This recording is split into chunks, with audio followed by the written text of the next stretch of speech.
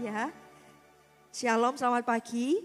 Ya, senang sekali bisa hari ini ada di tengah-tengah Bapak Ibu Saudara untuk bisa sharing ya firman Tuhan. Saya tahu sebuah anugerah ya. Hidup kita ini day by day itu karena anugerah. Siapa setuju dengan saya bisa lambaikan tangan ya. Kita ini benar-benar tidak bisa hidup tanpa Tuhan. Karena 1 menit, 2 menit ke depan, 3 menit ke depan kita tidak tahu apa yang akan terjadi dalam hidup kita.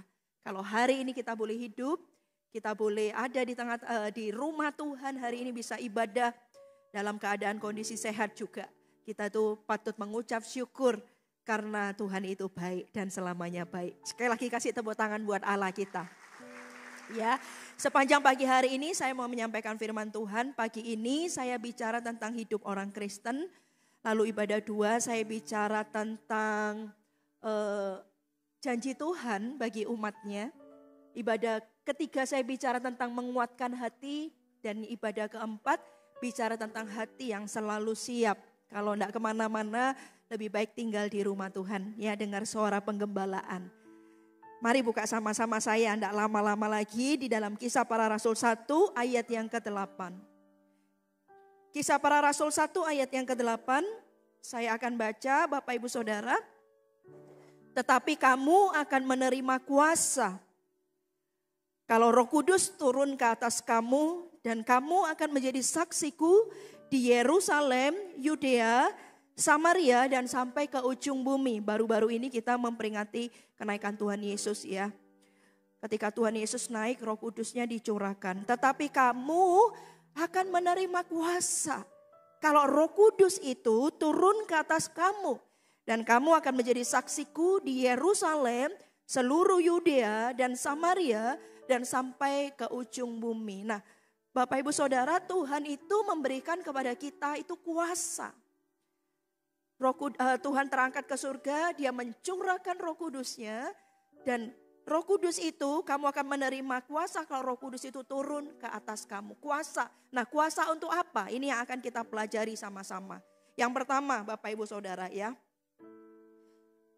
Tuhan akan memberikan kita kuasa, diberi kuasa untuk hidup dalam kebenaran. Jadi ketika rohnya itu dicurahkan kepada kita, kita itu diberi kuasa. Diberi kuasa untuk hidup dalam kebenaran. Di dalam Lukas 15 ayat 22 sampai 24. Ini contohnya kisah si bungsu ya, kita sama-sama tahu. Kita baca dulu kisah di dalam Lukas 15 ayat 22 sampai 24. Tetapi ayah itu berkata kepada hamba-hambanya, lekaslah bawa kemari jubah yang terbaik, pakaikanlah itu kepadanya dan kenakanlah cincin pada jarinya dan sepatu pada kakinya. Dan ambillah anak lembu tambun itu, sembelilah dia dan marilah kita makan dan bersuka cita. Sebab anakku ini telah mati dan menjadi hidup kembali, ia telah hilang dan didapat kembali. Maka mulailah mereka bersukaria.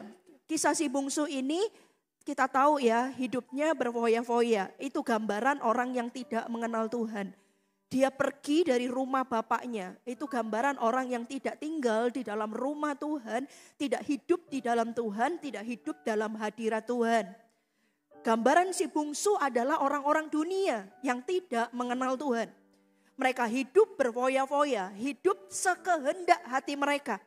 Mereka hidup di dalam dosa, berfoya-foya, dia habiskan seluruh hartanya. Hidup senang-senang gitu, bukan berarti di dalam Tuhan hidupnya gak senang Bapak Ibu Saudara, bukan. Tapi ini gambaran orang yang dia itu maunya bebas. Itu kata dunia kan gitu. Bebas itu katanya mau bisa melakukan segala sesuatunya. Padahal harusnya bebas di dalam Tuhan, di dalam anak Tuhan itu artinya apa? Dimerdekakan dari setiap dosa. Orang dunia berpikir aku bebas bisa melakukan segala sesuatunya. Itu menurut dunia. Padahal bebas menurut dunia itu hidupnya terbelenggu Bapak Ibu Saudara. Ada berapa banyak orang yang hidup dalam dosa sukacita? Gak ada. Pertamanya sukacita. Tapi setelah itu dia akan merasa kosong dalam dirinya. Coba ada berapa banyak orang di luar sana kayaknya hidupnya bebas. Semau gue, aku mau lakukan ini, aku mau lakukan itu, terserah aku. Seolah-olah bebas. Itu apa namanya? tidak sesuai firman Tuhan. Bebas itu sesungguhnya tidak terikat di dalam dosa. Orang dunia pikir aku bebas bisa melakukan segala sesuatu. Enggak, engkau bebas melakukan segala sesuatu itu sesungguhnya engkau terbelenggu hidupmu dengan dosa. Mereka hidup berfoya-foya, ini si bungsu hidup berfoya-foya. Orang hidup dalam dosa tuh gak enak Bapak Ibu Saudara, kelihatannya enak, sukacita. Tapi coba lihat, semakin dia sukacita pertamanya, tapi setelah itu dia akan merasa kosong. Lalu saya menceritakan ini, saya nggak punya pengalaman karena saya tidak jatuh dalam dosa narkoba, tapi orang-orang yang pernah jatuh dalam hidup dengan obat-obatan narkoba, pertamanya enak, kayaknya fly, tapi setelah itu dia akan mengalami kekosongan dalam hatinya. Dan dia berpikir mengatasi kekosongan dalam hatinya adalah mengkonsumsi lagi. Itu yang namanya dibelenggu, saudara. Orang berpikir hidupnya bebas, enggak. Hidupnya malah dibelenggu oleh dosa, dibelenggu oleh si jahat. Nah, si bungsu ini hidup berfoya-foya, hidup dengan kebebasan tanda kutip menurut dia. Tapi lihat apa yang terjadi, saudara, semuanya sudah habis. Lalu sampai dia lapar, dia kerja menjaga babi, sampai dia lihat ampas babi, pengen makan ampas babi itu. Pengen makan ampas babi aja, itu nggak bisa saudara. Baru disitulah dia sadar. Dia sadar, kalau Anda baca keseluruhan kisah Lukas itu, poin-poinnya ayat demi ayat tuh bagus banget. Lalu dia menyadari keadaannya. Bukankah pertobatan selalu dimulai dari kesadaran saudara? Lalu dia menyadari keadaannya. Di rumah Bapakku, orang upahannya aja hidupnya enggak sesengsara aku. Aku ini kan anak gitu saudara. Dia mulai ingat. Ada berapa banyak saudara dimulai dari titik itu loh saudara. Lihat, ternyata hidup sebebas-bebasnya itu ternyata bukan merdeka. Malah dibelenggu saudara. Malah dibelenggu. Nah lalu dia menyadari keadaannya. Ini poin.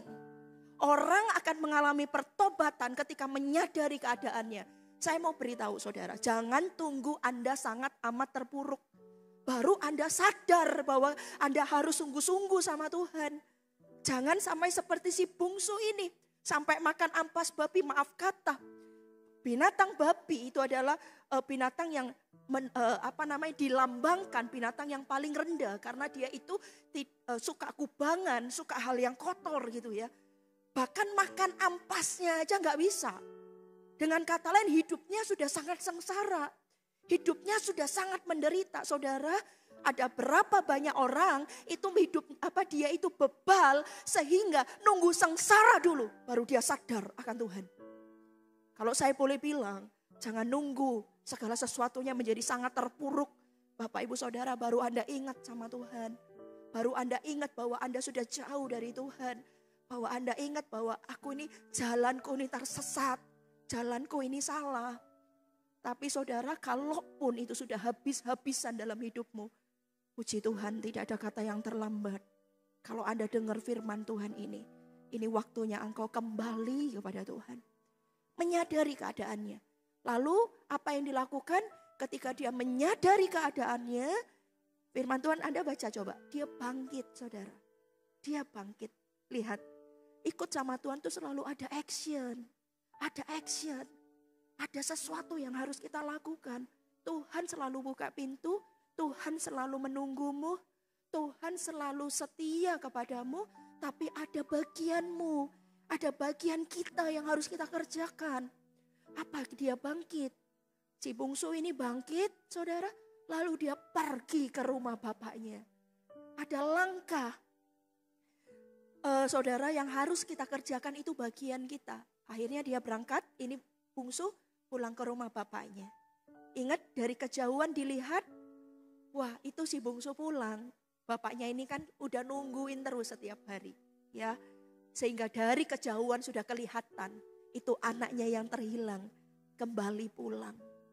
Dia lari mendapatkan. Lihat saudara, Yesus tidak lari mendapatkan terlebih dahulu. Tapi perlu langkah kita dulu. Langkah kita bangkit dan kita menuju ke rumah Bapak kita.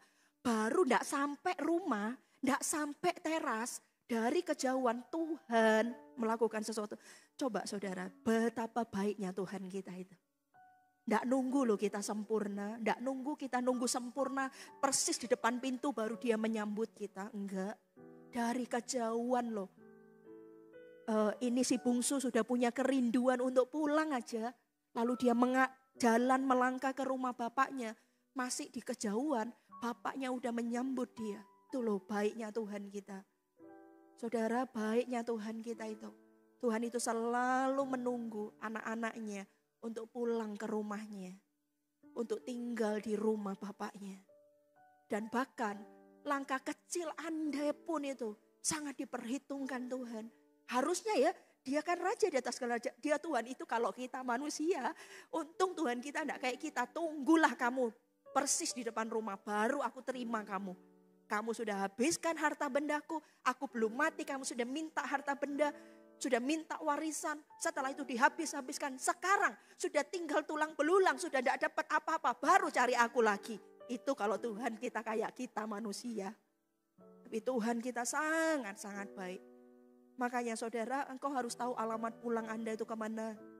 Yaitu ke Tuhan, jangan cari pertolongan yang lain. Kalau hari ini, tadi seharusnya ya ada waktu lebih sedikit lagi.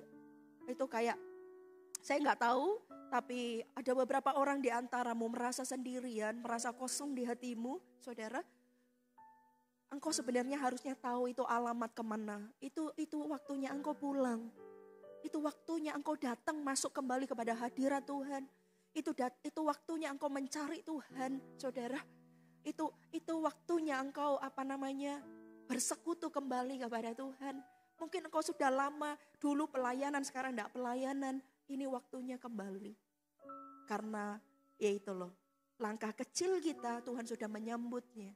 Dan apa yang dilakukan? Dipanggillah bujangnya, dikasih jubah. Dikasih jubah, dikasih cincin, dikasih kasut, lalu diadakan pesta. Itu semua ada lambangnya. Dikasih jubah, makanya yang belum baptis segera beri dirimu dibaptis. Di GMS selalu buka baptisan. Apa sih baptisan itu? Tanda pertobatan. Tanda ketaatan kita pertama ketika kita bertobat sungguh-sungguh sama Tuhan. Memberi diri dibaptis. Lihat, si bungsu dikasih jubah dulu. Artinya apa? Dia yang lama, hidupnya yang lama diambil, digantikan dengan hidup yang baru. Dia yang hidupnya di dalam dosa, mungkin bajunya udah kotor, baju jasmani kelihatannya kita cantik, keren, ganteng. Bagus, rapi, bersih. Tapi enggak di dalam roh kita. Kalau kita hidup berfoya-foya, kalau kita hidup enggak takut akan Tuhan, di kepakaian kita tuh kotor, saudara. Sekalipun mungkin kita bisa cantik dan keren, tapi pakaian kita kotor di hadapan Tuhan. Karena itu kita dikasih jubah baru sama Tuhan. Nah, kalau jubah barunya itu dengan memberi diri dibaptis. Yang lama telah berlalu ketika engkau ditenggelamkan, lalu ketika diangkat yang baru telah datang. Jubah yang baru Tuhan berikan. Jubah yang putih bersih. Nah, di titik itulah Anda mulai jalan sama Tuhan. Nah, dikasih jubah, dikasih cincin. Nah, cincinlah ini lambang kuasa, saudara. Cincin ini lambang kuasa. Kenapa? Kalau Roh Kudus itu dicurahkan, kamu akan diberi kuasa. Kuasa untuk apa? Hidup di dalam kebenaran. Karena sesungguhnya begitu Anda menerima Yesus sebagai Tuhan dan Juru Selamat, di titik itu dikasih cincin di jarimu, saudara, ada kuasa. Jadi makanya kalau engkau sudah sungguh-sungguh sama Tuhan, tidak mungkin engkau juga hidup dalam dosa. Tidak mungkin hidupmu abu-abu. Tidak mungkin engkau ada di dua perahu. Kenapa? Karena ketika engkau sungguh-sungguh sama Tuhan, ada kuasa dalam dirimu itu. Roh Kudus ada dalam dirimu itu seperti kayak alarm kadang. Ada kuasa di dalam dirimu. Cincin itu lambang kuasa. Waktu itu Yusuf juga dikasih cincin. Bedanya antara Yusuf dan aku, kata raja, adalah cuman tahtanya. Tapi cincin diberikan, apa yang dikatakan diperbuat oleh Yusuf, lakukan seperti apa yang dikatakan dan diperbuat oleh Yusuf. Dikasih kuasa, cincin itu perlambangan kuasa. Nah, saudara, ketika kita sungguh-sungguh sama Tuhan, rohnya dicurahkan, ada Roh Kudus dalam diri kita, ada kuasa. Karena itu, saudara, kita, ada orang bilang gini, saya kok enggak bisa ya hidup sungguh-sungguh sama Tuhan? Kok kayaknya susah? Saudara perlu dipertanyakan dulu. Kalau engkau sungguh-sungguh sama Tuhan dan engkau punya keintiman dengan Tuhan, dekat dengan Tuhan, itu secara otomatis Anda bisa berkata tidak. Memang semakin engkau dekat, semakin kau mudah berkata tidak. Kan kalau Anda bayangkan begini, di sisi sini adalah Tuhan, di sisi sini adalah dosa. Ketika engkau semakin mendekat kepada Tuhan, saudara, maka engkau akan semakin menjauhi dosa. Hidup itu selalu begitu, A atau B. Tapi semakin engkau mendekati dosa, maka engkau semakin menjauhi Tuhan. Kalau ada dalam dirimu ada kuasa, saudara, ketika kita di titik ini kita sungguh-sungguh sama Tuhan, kita lahir baru, diberi kuasa sama Tuhan untuk menjadi anak Allah. Dengan kata lain, Tuhan mau condong kita ke sini, saudara. Tuhan mau condong kita ke sini, keputusan kita, hidup kita, pikiran kita, arahkan semua ke sini. Karena ketika engkau mengarahkan semua ke sini, tentu engkau akan menjauhi dosa. Kalau engkau berkata, aku tidak mampu, karena kita terdiri dari darah dan daging, benar. Tapi bukankah sudah ada kuasa itu dalam dirimu? Sudah ada kuasa itu dalam dirimu, saudara. Jadi Tuhan yang memampukanmu. Pertanyaannya sebenarnya bukan mampu atau tidak. Mau atau tidak, itu pertanyaannya. Kalau mampu, pasti engkau dimampukan karena ada Roh Kudus dalam diri kita. Tapi kalau mau itu loh saudara, ternyata Anda enggak mau. Anda masih senang sama dosa. Anda masih suka sama ketidakkudusan. Maka ya enggak bisa. Karena kalau masalah kemampuan, Roh Kudus sudah memberikan kita kuasa. Tapi kalau masalah mau tidak mau, itu kehendak bebas yang Tuhan memberikannya kepada Anda dan saya. Tuhan tidak bisa menjamah di area itu. Coba lihat, minta maka kamu ketuk, pintu akan dibukakan bagimu. Kalau kamu dengan hati percaya, dengan mulut mengaku Yesus Kristus Tuhan, kamu diselamatkan. Ada bagian yang tidak tersentuh, itu adalah kehendak bebas kita. Mau atau tidak. Tapi kalau Anda mau, saudara, dan ada Roh Kudus yang memampukanmu, Anda akan bisa hidup benar. Karena sudah ada kuasa itu.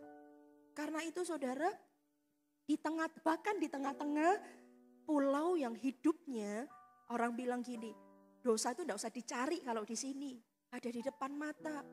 Saudara, di tengah-tengah sekitar Anda yang tidak kudus pun, Anda bisa tetap hidup dalam kekudusan. Kenapa? Karena yang di luar tidak akan bisa mempengaruhi yang di dalam. Karena yang di dalam ini jauh lebih kuat, jauh lebih besar. Sehingga yang di dalam ini akan mengalahkan yang keluar. Yang di luar, katakan amin. Halo, katakan amin. Jadi pertanyaannya itu bukan mampu atau tidak mampu. Pertanyaannya adalah mau atau tidak mau. Dan kalau area mau atau tidak mau, Tuhan itu memberikan kehendak itu kepada Anda. Dan saudara, seharusnya kita berkata, Tuhan, aku mau hidup dalam kebenaran. Ketika kita berkata, aku mau hidup dalam kebenaran, maka kita akan dimampukan untuk hidup dalam kebenaran. Katakan amin. Ada berapa banyak kita sering ngalami gitu ya. Saya pernah ceritakan ini kayaknya ya, saya antri di loket loket ya, mau boarding gitu ya, mau masukkan bagasi gitu ya, saya antri ya, hasrat hati pengen ke sana, pengen ke sini ya, mana yang cepat gitu kan ya, akhirnya saya tetap memilih yang di sini. Di dalam hati itu seperti kayak ada alarmnya, sabar, rasanya kok lama ini, nggak keburu nanti, sabar. Kayak ada yang ngomong dalam hati. Itu Roh Kudus. Akhirnya sungguh kalau kita mengikuti suara mungkin apakah itu Roh Kudus, apakah itu hati nurani. Saudara, kalau kita dipenuhi Roh Kudus, hati nurani kita pun itu akan penuh dengan Roh Kudus. Hati nurani kita pun akan sesuai dengan kebenaran. Sabar. Akhirnya apa? Akhirnya kita juga bisa cepat malah. Bisa mengalahkan yang lain. Ternyata ini alurnya paling cepat juga gitu. Ada alarm. Ketika misalnya apa, mau marah gitu ya. Mau marah atau mau negative thinking, mau overthinking misalnya. Ada aja ketika itu kita sadar, no, ini enggak benar, ini bukan ini overthinking. Anda bisa menyadari itu. Lalu Anda bisa punya penangkalnya misalnya. Siapa itu? Itu Roh Kudus. Roh Kudus yang kasih kita kemampuan itu untuk hidup di dalam kebenaran. Katakan amin. Pujian ini lo bagus ya. My best friend, Holy Spirit, Holy Spirit, my best friend. Namanya aja loh, Holy Spirit. Namanya loh, Roh Kudus. Dan kalau kita bergaul karib dengan Roh Kudus, maka kita akan juga menjadi kudus. Katakan amin. Katakan amin. Yang kedua, apa yang kita pelajari? Yang kedua, saudara, yang kedua diberi kuasa untuk apa? Untuk menjadi ahli warisnya, menjadi anak-anak Allah. Di dalam Roma 8 ayat 15 sampai 17, sebab kamu tidak menerima roh perbudakan yang membuat kamu menjadi takut lagi. Tetapi kamu telah menerima roh yang menjadikan kamu anak Allah. Oleh roh itu kita berseru ya Aba, ya Bapa. Kita jadi anaknya Bapak Ibu Saudara. Roh itu bersaksi bersama-sama dengan roh kita bahwa kita adalah anak-anak Allah. Di dalam diri kita tuh ada kesaksian. Aku ini anak Allah. Aku ini ahli waris kerajaan surga. Roh Kudus turun atas kita. Kita diberi kuasa untuk menjadi anaknya. Kita manggil Bapak, manggil Tuhan itu Bapak kita. Ya Aba, ya Bapak. Close. Hubungannya jadi close. Hubungannya jadi dekat. Saudara, saya ngobrol-ngobrol kemarin dengan seorang jemaat. Ngomong dan segala macamnya. Lalu saya bilang bahwa hubungan kita sama Tuhan itu sangat-sangat close. Sangat-sangat dekat. Jadi tidak perlu lagi kita takut. Minta aja loh. Kita tuh, ya kita tidak ngerepoti Tuhan ya. Tuhan hari ini mau pakai baju apa gitu ya. Gak perlu lah ya saudara ya. Kita tidak ngerepoti Tuhan. Tapi maksudnya dia Bapak kita. Dia bisa se-close itu. Mau minta apa aja loh. Kita tidak perlu takutlah, tidak perlu apa. Lihat firman Tuhan katakan. Menjadikan kamu anak Allah, kamu tidak takut lagi. Kamu tidak menerima roh perbudakan yang membuat kamu menjadi takut lagi. Tetapi kamu menerima roh yang menjadikan kamu anak Allah. Oleh roh itu berseru ya Aba, ya Bapa. Roh itu bersaksi bersama-sama dengan roh kita. Bahwa kita adalah anak-anak Allah. Dan jika kita adalah anak, maka kita juga adalah ahli waris. Maksudnya orang-orang yang berhak menerima janji-janji Allah yang akan menerimanya bersama-sama dengan Kristus. Yaitu jika kita menderita bersama-sama dengan dia supaya kita juga dipermuliakan bersama-sama dengan dia. Maksudnya itu gini loh. Tidak semua orang Kristen bilang aku adalah anak Allah. Tapi dia bilang gini, aku orang Kristen aku anak Allah gitu ya. Enggak, orang Kristen itu tidak semuanya loh sungguh-sungguh anak Allah. Karena ada orang yang Kristen namanya Kristen tapi tidak sungguh pengikut Kristus. Dia cuma Kristen, cuma sekedar agama saja. Tapi dia tidak sungguh-sungguh pengikut Kristus. Tapi kalau orang itu dikatakan begini, yang menerimanya bersama-sama dengan Kristus, yaitu jika kita menderita bersama-sama dengan dia, supaya kita juga dipermuliakan bersama-sama dengan dia. Maksudnya menderita bersama-sama dengan Tuhan itu bukan berarti kita mengalami penganiayaan. Ada orang-orang yang mengalami itu dalam memberitakan Injil. Tetapi gini loh, menderita, menyalipkan daging ini loh saudara. Hidup dalam kebenaran, hidup dalam takut akan Tuhan. Tidak hidup dalam kebinasaan. Orang yang seperti itu, dia punya kuasa jadi anak Allah. Dia akan jadi ahli waris. Jadi tidak semua orang Kristen. Karena tidak semua orang Kristen sungguh-sungguh anak Allah. Tapi orang Kristen yang sungguh-sungguh anak Allah. Yang hidupnya sungguh-sungguh menyalipkan dagingnya. Tidak hidup dalam dosa. Hidup sungguh-sungguh. Itu loh yang disebut anak Allah.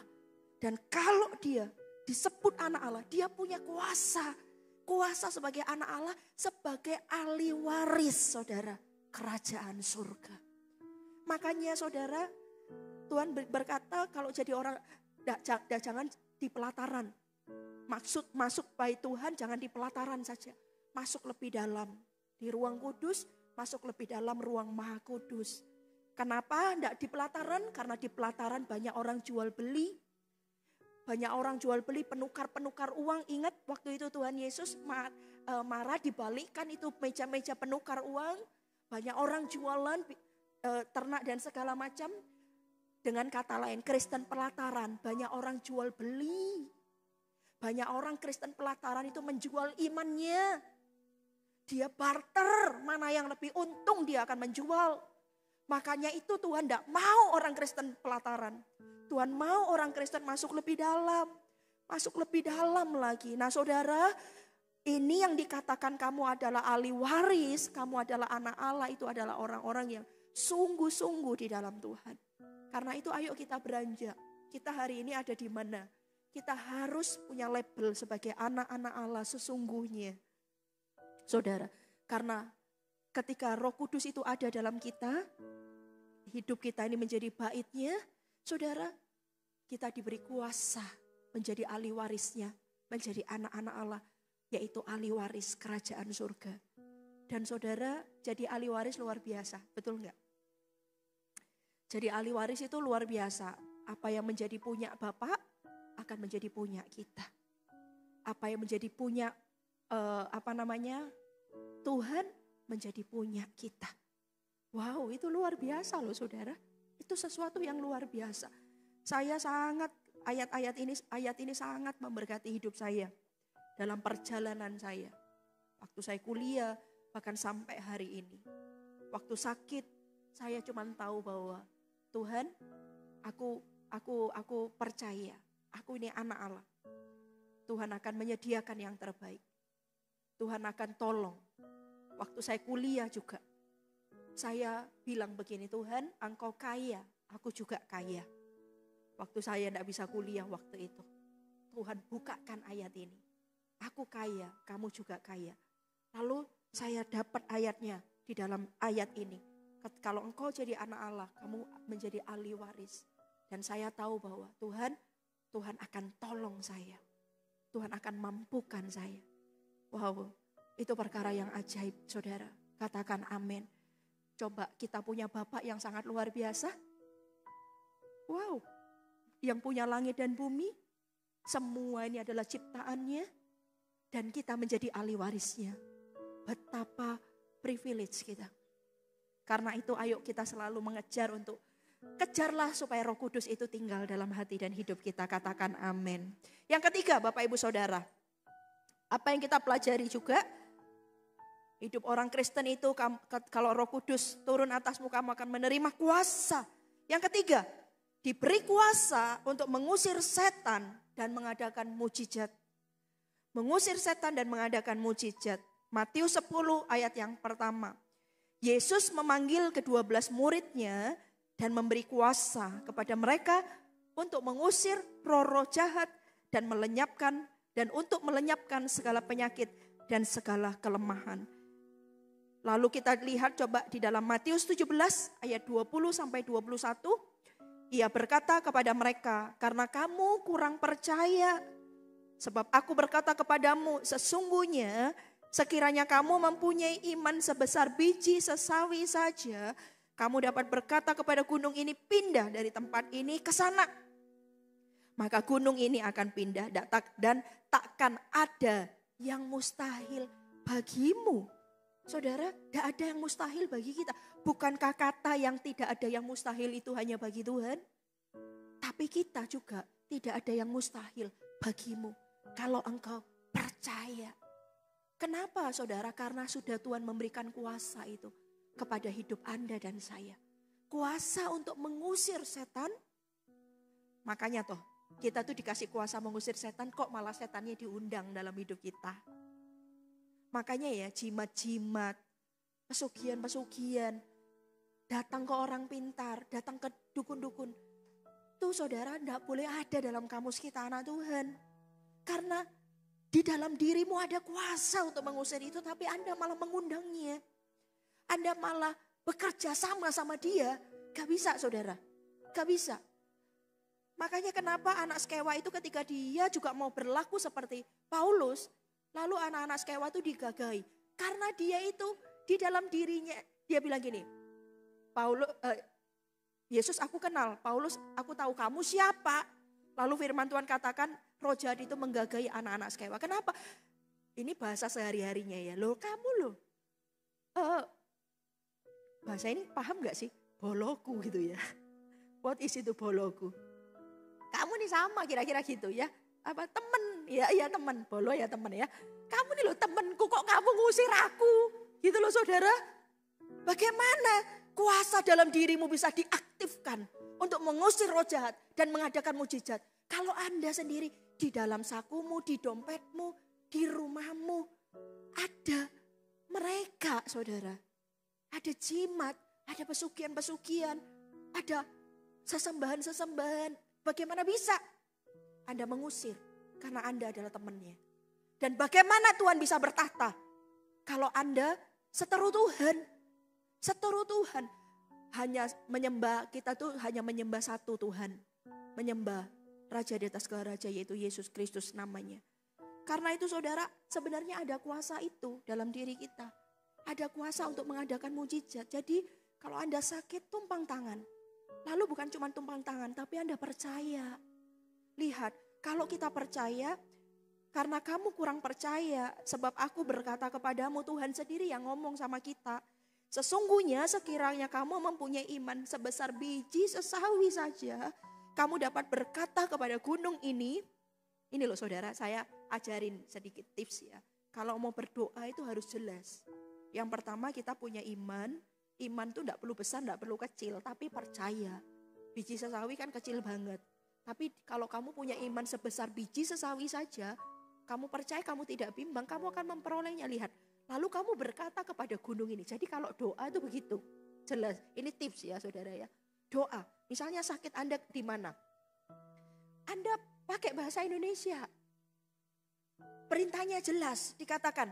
Mempunyai iman sebesar biji sesawi, kamu dapat berkata kepada gunung ini. Jadi ini ngomong kepada gunung ini, pindah ke sana. Loh, jelas saudara, pindah ke sana. Dikatakan, maka pindah dari tempat ini ke sana, maka gunung ini akan pindah.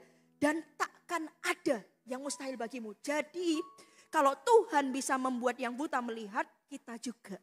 Tuhan bisa membuat yang tuli mendengar, kita juga. Tuhan bisa membuat lumpuh berjalan, kita juga. Tuhan bisa membangkitkan orang yang mati, kita juga. Tuhan bisa menyembuhkan sakit demamnya ibu mertua Simon Petrus, kita juga. Saudara, karena tidak ada yang mustahil bagimu. Perintahnya jelas, ngomong kepada gunung, ini caranya, teknisnya. Ngomong kepada gunung, pindah kamu ke sana, gunung itu akan pindah sama. Anda sakit yang mana? Mungkin Anda sakit lambung, pegang di lambungmu dan berkata, hai lambung, dengan kuasa dalam nama Yesus, setiap lambung mungkin yang luka, lambung yang bermasalah, aku katakan sembuh dalam nama Yesus. Pilur-pilur menyembuhkan. Dan kalau engkau percaya saudara, kau akan menerimanya. Katakan amin. Nah kadang memang ada orang bilang itu, tunggu jam terbang. Sebenarnya jam terbang itu bukan masalah berapa kali Anda doakan, bukan.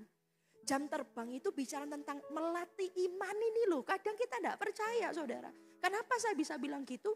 Karena waktu saya dulu ketika pertama kali kenal Tuhan sungguh-sungguh, saudara, kalau sekarang mendoakan udah beda. Udah beda. Bukan karena jam terbang sering mendoakan. Sebenarnya sekali Anda mendoakan, asal Anda percaya langsung mujizat terjadi. Tapi masalahnya kadang gak percayanya itu loh. Yang membuat mujizat belum terjadi saudara. Itu yang terjadi dulu saya. Ketika saya doain apa aja gitu saudara ya. Sembuh sungguhan enggak gitu dalam hati. Ya sungguhan ya gak sembuh. Karena gak percaya. Tapi hari ini udah beda gitu ya. Nah saudara seperti itu. Dari dalam diri Anda itu ada kuasa. Doakan. Itu namanya sebenarnya bukan latihan mendoakan. Latihan iman itu lebih tepatnya. Karena saudara di situ Anda akan latih imanmu, percaya, percaya, percaya. Sehingga di titik tertentu waktu Anda bulat percayanya, langsung mujizat itu terjadi di depan mata. Halo, katakan amin. Ya, belajar praktek Bapak Ibu Saudara ya, belajar praktek. Nanti juga kalau masih ada waktu, mungkin ada yang sakit, saya akan undang maju ke depan, kita akan doa. Saudara, kita akan doa ya. Saya percaya kuasa Tuhan itu ada dan nyata. Anda percaya? Kasih tepuk tangan buat Allah kita. Yang ketiga, yang keempat, yang terakhir.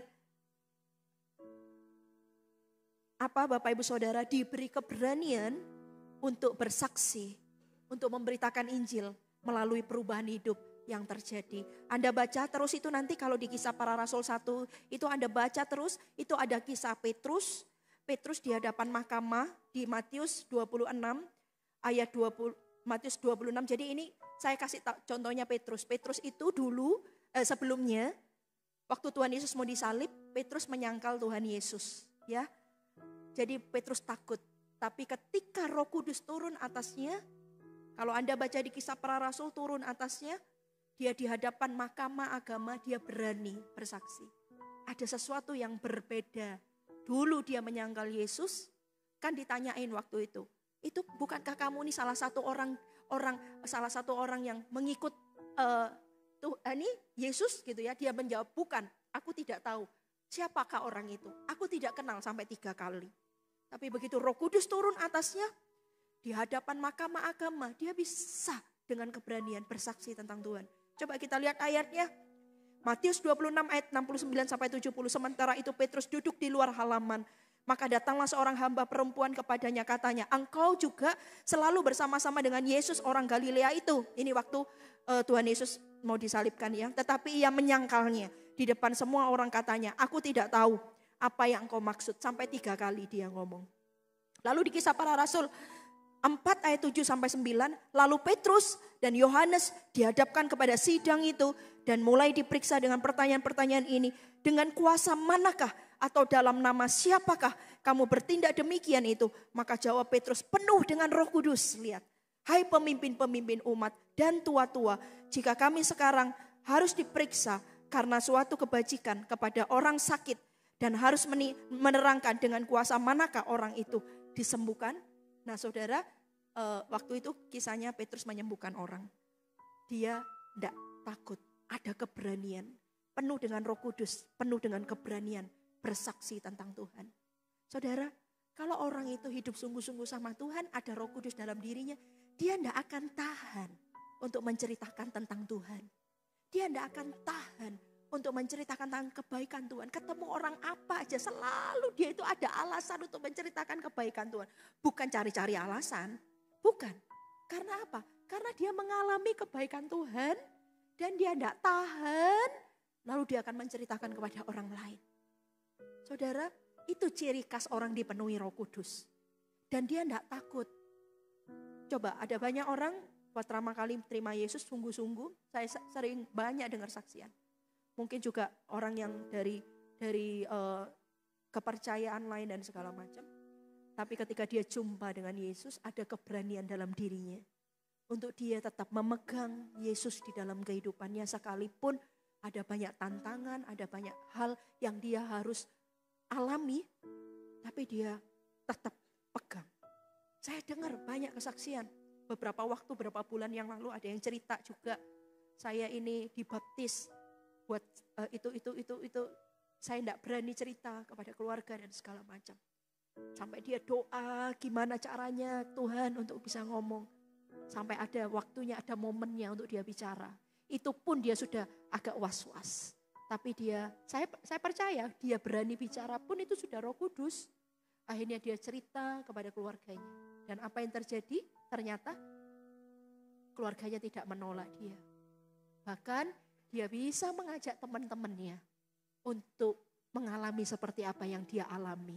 Dia mengalami Yesus, dia mengajak teman-temannya yang lain juga mengalami Yesus. Itu kenapa saudara, orang yang penuh dengan Roh Kudus akan punya keberanian untuk menyampaikan kabar baik. Tidak perlu disuruh-suruh. Dan itu bukan program gereja. Itu memang panggilan kita sebagai anak-anak Tuhan secara otomatis. otomatis pengen ceritain tentang kebaikan Tuhan. Saya demikian saya juga sering mengalami itu. Lihat orang dan segala macam penuh dengan belas kasihan, saya hampiri, lalu saya tanya dan segala macam, saya ceritakan tentang Tuhan. Ada keberanian, dan ini keberanian untuk bersaksi, dikatakan keberanian untuk bersaksi melalui perubahan hidup yang terjadi. Rohnya udah dicurahkan. Coba orang kalau narkoba, orang kalau hidup misalnya dia mau cerai tapi gak jadi, lalu dia narkoba, dibebaskan sama Tuhan. Lihat, dia akan menceritakan kesaksiannya itu kemana-mana.